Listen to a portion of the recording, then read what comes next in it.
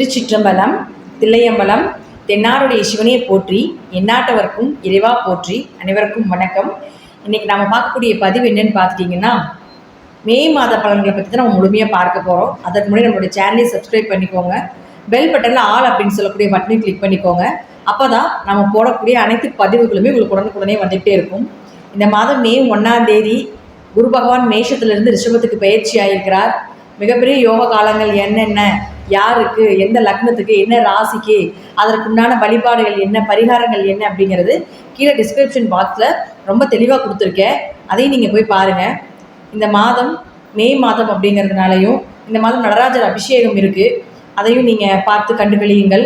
அதே போல் ராகு செவ்வாய் அப்படிங்கிற சேர்க்கை அப்படிங்கிறது இந்த மாதம் முழுவதும் இந்த சேர்க்கை கூட்டணி இருக்குது.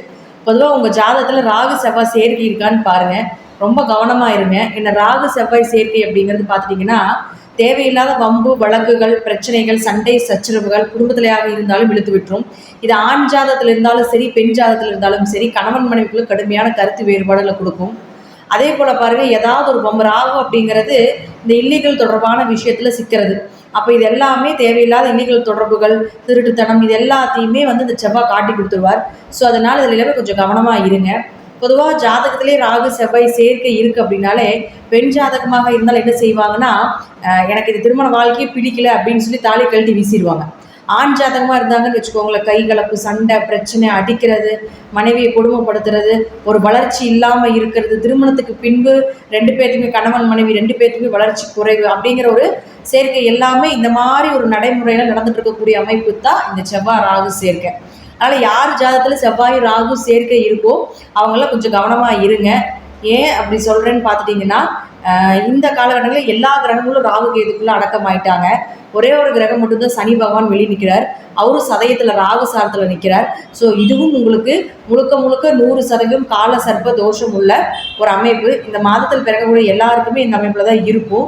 அதனால் அது மட்டும் இல்லாமல் செவ்வாய் ராகு சேர்க்கையாகவும் இருக்கிறதுனாலையும் கொஞ்சம் வம்பு வழக்குகள் இயற்கையாகவே உங்கள் குடும்பத்தில் நடக்கிறதுக்கு வாய்ப்புகள் உண்டு. கொஞ்சம் கோபத்தை கட்டுப்படுத்திக்கோங்க, பிடிவாத குணத்தையும் கட்டுப்படுத்திக்கோங்க அப்படின்னு ஒரு அமைப்பு உண்டு.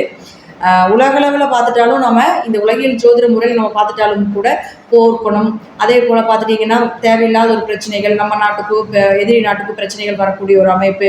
எங்கே பார்த்தாலும் செவ்வாய்னா உங்களுக்கு நெருப்புன்னு சொல்கிறோம், தீ பிடிக்கிறது, இது போல் ஏதாவது ஒரு விஷயங்கள், அடிதடி, வம்பு வழக்கு, சண்டை சச்சரவு, ஆக்சிடென்ட் ஆகிறது, போகிற விபத்துகள் எல்லாமே செவ்வாய் ராகு தான். ஸோ இந்த செவ்வாய் ராகு சேர்க்கை இருக்கிறவங்களும் பாருங்கள், இந்த காலகட்டங்களில் பயணத்தை தவிர்த்துக்கோங்க. அப்போ ராகுனா இருள் கிரகம்னு சொல்கிறோம். அப்போ கடைசிக்கு இரவு நேரத்துலையாவது பயணத்தை தவிர்த்து கொள்ள வேண்டும் அப்படிங்கிற ஒரு சின்ன அட்வைஸாக நீங்கள் வச்சுக்கோங்க. இப்போ நாம் ஒவ்வொரு ராசிக்கும் உண்டான பலன்களை பார்க்கலாம். இப்போ இப்படி இருக்கக்கூடிய ஒரு ஜாதகர்கள் என்ன பண்ணலாம்? இயற்கையாக செவ்வாய் ராகு சேர்க்கை இருக்குது அப்படின்னா, இந்த மாதம் மட்டும் ஒரு சின்ன பரிகாரமாக நீங்கள் எடுத்துக்கோங்க. அசைவத்தை நிறுத்திக்கோங்க. இந்த ஒரு மாதங்கள் மட்டும் செவ்வாய் உங்களுக்கு அடுத்த மாதம் உங்களுக்கு மேஷத்துக்கு போயிடுவார். அப்போ இந்த மாதம் வரைக்கும் தான் ராகுவோட சேர்க்கையில் நிற்கிது. அப்போ இந்த மாதம் மட்டும் கொஞ்சம் அசைவத்தை தவிர்த்து கொள்வது ஒரு சிறப்பான விஷயமா இருக்கும். கோவத்தை குறைத்து கொள்ளுங்கள். மேக்சிமம் முருகன் வழிபாடு பண்ணுங்க. அதே போல் பாருங்கள், ராகுவை கண்ட்ரோல் பண்ணக்கூடிய ஒரே தெய்வம் யாருன்னா காளி, துர்க்கை, இந்த மாதிரி தெய்வங்கள் தான். அப்போ இவங்களையும் கொஞ்சம் இந்த மாதங்கள் அவங்களையும் கொஞ்சம் வழிபாடு பண்ணுங்க. அதே போல் செவ்வாய் ராகு சேர்க்கை, முருகனை கெட்டியாக பிடிச்சிக்கோங்க. முருகனுடைய மூல மந்திரத்தையும் சொல்லுங்கள். மேக்சிமம் 100% அசைவத்தை எடுத்துக்கொள்ள வேண்டாம் இந்த மாதம் முழுவதும் இந்த சேர்க்கை உள்ள ஜாதகர்கள் அப்படிங்கிறத நான் இப்போ உங்களுக்கு சொல்லிக்கிறேன். இப்போ நாம் ஒவ்வொரு ராசிக்கும் எப்படி இருக்கும் அப்படிங்கிறத நம்ம முழுமையாக பார்க்கலாம். மீன ராசிக்குண்டான மே மாத பலன்களை பற்றி பார்க்கலாம். மீன ராசிக்கு ராசி அதிபதினு சொல்லக்கூடிய குரு பகவான் மே 1ஆம் தேதி 3ஆம் வீட்டுக்கு போகிறார். 3ஆம் இடம் அப்படிங்கிறது கைப்பகுதின்னு சொல்கிறோம். அப்போ 3ல் குரு இருந்ததுன்னா உங்கள் கையில் மகாலட்சுமி வாசம் பண்ணுறாங்க, தெய்வ கடாட்சம் இருக்கும்னு அர்த்தம். யாருக்கெல்லாம் இந்த வருடம் உங்கள் மூலமாக நிறையா சக்ஸஸ் கிடைக்க போகுது அப்படின்னு பார்த்துட்டிங்கன்னா, நீங்கள் யாருக்கெல்லாம் உதவி பண்ணுறீங்களோ, யாருக்கெல்லாம் உங்கள் கை மூலமாக காசு கொடுக்குறீங்களோ, யாருக்கெல்லாம் ஆசீர்வாதம் நீங்கள் பண்ணுறீங்களோ அவங்களுக்கெல்லாம் மிகப்பெரிய வளர்ச்சிகள் உண்டு. அந்த புண்ணியம் உங்களுக்கு சேரும் அப்படிங்கிறதுல மாற்றம் இல்லை. அப்போ அவரே 10ஆம் அதிபதி ஆகி 3ல் மறையிறதுனால கண்டிப்பாக நீங்கள் என்ன செய்யணும் அப்படின்னா, தொழிலில் புதுசாக இன்வெஸ்ட்மெண்ட் பண்ணாதீங்க. என்ன தொழில் போயிட்டுருக்கோ அதை பண்ணுங்கள் போதும். அடுத்து பாருங்கள், உங்களுக்கு 2 மற்றும் 9ஆம் அதிபதினு சொல்லக்கூடிய செவ்வாய் உங்களுடைய ராசியில் இருக்கார். அப்போ 2ஆம் அதிபதி ராசியில் இருக்கிறது காசு பணம் இந்த மாதம் முழுவதும் இருக்கும். ஏதாவது ஒரு வழிவகையில் பண வரவு உண்டு, குடும்ப ஒற்றுமை உண்டு, அப்பா மூலமாக உதவிகள் கிடைப்பதற்குண்டான அமைப்புகள் உண்டு. அப்பாவுக்கு ஒரு நல்ல வளர்ச்சி கிடைப்பதற்குண்டான வாய்ப்புகள் இதெல்லாமே ஏற்படுத்தி கொடுத்து விடுவார். உயர்கல்வி, வெளிநாடு போய் ஏன்னா ராகுன்னா வெளிநாடுன்னு சொல்கிறோம். அப்போ 9ஆம் இடங்கிறது உயர்கல்வி. அப்போ உயர்கல்வி படிப்பதற்காக வெளிநாடு வெளியூர் போகிறதெல்லாம் இருந்ததுன்னா தாராளமாக மூவ் பண்ணுங்கள். மருத்துவ படிப்பு, இன்ஜினியரிங் சார்ந்த படிப்பு படிப்பதற்கெல்லாம் இந்த மாதம் உங்களுக்கு அந்த ப்ராசஸிங் பண்ணுங்கள், நிச்சயமாக கிடைப்பதற்கான வாய்ப்புகள் உண்டு. அடுத்து பாருங்கள், உங்களுடைய ராசிக்கு 3 மற்றும் 8ஆம் அதிபதினு சொல்லக்கூடிய சுக்கிரன் இப்போ 2ஆம் வீட்டில் இருக்கார். அடுத்தது பாருங்கள் 19ஆம் தேதி 3ஆம் வீட்டுக்கு போகிறார். 3 கூடிய 2ல் இருந்தால் உங்களுக்கு ஏதாவது கடுமையாக முயற்சி செய்து பண வரவு ஏற்படுத்தி கொடுத்தே தீர்வார் அப்படிங்கிறதுல மாற்றமே இல்லை. அப்போ 8 கூடியவர் ஆகி 2ல் இருக்கும் பொழுது மறைமுக பணம், ஏதாவது ஒரு வழியில் திடீர் பண வரவு, திடீர் அதிர்ஷ்டங்கள் எல்லாமே கிடச்சிருக்கும்.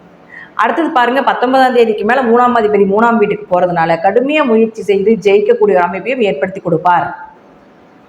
அப்போ 8ஆம் அதிபதி 3ல் மறைகிறார். அப்போ கெட்ட கிரகம் கெட்டால் கிட்டிடும் ராஜயோகம், அதுவும் ஆட்சி பலம் பெற்று உழைப்பை நீங்கள் இத்தனை மாதங்கள் போட்டாலும் அதற்குண்டான நல்ல ஒரு ஊதியமும் நல்ல பண வளர்ச்சியும் லாபங்களும், எதிர்பார்த்த லாபங்களும் எதிர்பார்க்காத லாபங்களும் உங்களுக்கு 19ஆம் தேதிக்கு மேலே நடக்கும் அப்படிங்கிறதுல மாற்றமே இல்லை. அடுத்து உங்களுடைய ராசிக்கு 4 மற்றும் 7ஆம் அதிபதினு சொல்லக்கூடிய புதன் நீசமாகிறார். பொதுவாக மீன ராசிக்கு, மீன லக்னத்துக்கு புதன் கெட்டு போகிறது நல்லது தான். ஆனால் இருந்தாலும் நீசமாக இருக்கிறதுனால கொஞ்சம் படிப்பு சார்ந்த விஷயத்தில் எதிர்பார்த்த மார்க் வராது. கணவன் மனைவிக்குள்ள கருத்து வேறுபாடுகள், பார்ட்னர் கூட தொழில் பண்ணிட்டு இருந்தீங்கனாலும் வியாபாரம் சார்ந்த விஷயத்தில் கொஞ்சம் ஏற்ற இறக்கங்கள் இருப்பது, இதெல்லாமே நடந்துட்டுருக்கும்.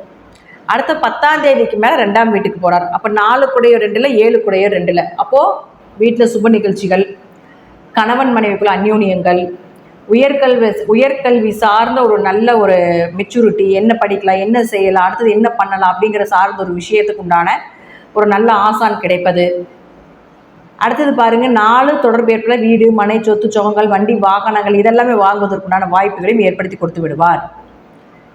திருமணம் சார்ந்த விஷயத்தில் ஒரு சக்ஸஸ் கிடைப்பதற்குண்டான வாய்ப்பும் உண்டு. நல்ல வரன்கள், எதிர்பார்த்த வரன் கிடைப்பதற்குண்டான வாய்ப்புகள் உண்டு.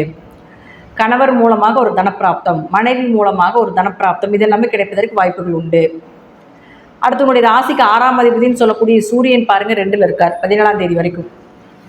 6 கூடிய 2ல் இருந்தால் வேலை வாய்ப்புகள் நிச்சயமாக கிடைக்கும், எதிர்பார்த்த பண வரவோட. அடுத்தது 3ஆம் வீட்டுக்கு போகிறார். அப்போ 6 கூடிய 3ஆம் வீட்டுக்கு போச்சுன்னா விபரீத ராஜயோகம் அப்படின்னு சொல்கிறத விட கொஞ்சம் நோய் கடன் ஏற்படுவதற்குண்டான வாய்ப்புகளும் உண்டு. பண வரவு வந்துச்சுன்னா நோயோ கடனோ வம்பு வழக்குகள் வரும், அல்லது வம்பு வழக்குகள் எதுவுமே இல்லைன்னா பணம் சார்ந்த விஷயத்தில் கொஞ்சம் ஏற்ற இறக்கங்கள் இருக்கும் அப்படிங்கிறத முற்றிலும் உண்மை. அப்போது மீன ராசிக்காரனுக்கு பார்த்துட்டிங்கன்னா இந்த மாதம் ஓரளவுக்கு ஒரு 60% யோகத்தை கொடுத்தாலும் ஒரு 40% ஏற்ற இறக்கங்களை கொடுக்கக்கூடிய ஒரு மாதமாக இருக்கும் அப்படிங்கிறத நம்ம தெரிஞ்சுக்கலாம். ஆனாலும் சூரியன் குருவோட சேர்றதுனால வேலை வாய்ப்பு தேடிட்டு இருந்தீங்கன்னா நிச்சயமாக வேலை கிடைப்பதற்குண்டான வாய்ப்புகள் உண்டு. இந்த மாதம் முழுவதும், அதாவது 14ஆம் தேதிக்கு மேலேருந்து ஒரு மாதம் முழுவதும் கணக்கெடுத்துக்கோங்க.